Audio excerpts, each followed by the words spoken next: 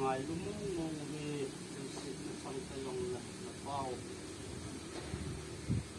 ngai lumung vi no atu in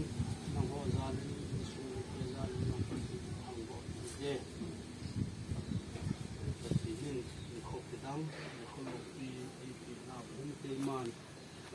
kan da la ni yung katin jo tin wa sai la khat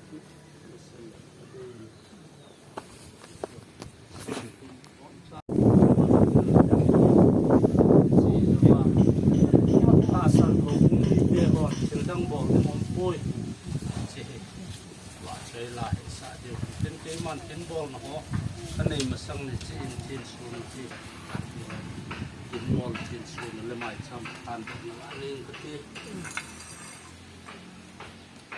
ti ning ta bu te at sam kim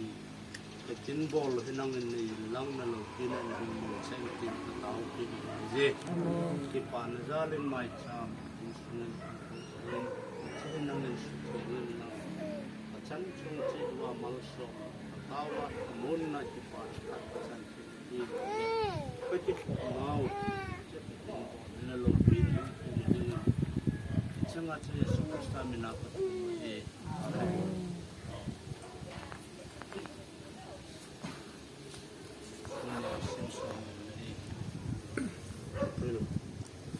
ni dan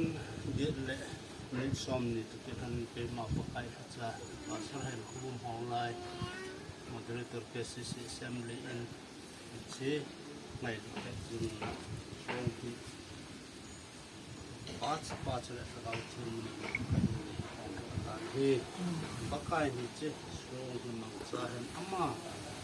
ye song kon so song ki hi panin amul na chan ta hen Thengew IPS April 2 1948 to July 3 2009 loving husband father and grandfather forever in our heart teacher and Lhingnei la chu a sau tin jo tin bo sa vin thau le bo an sin tan ti o na gam no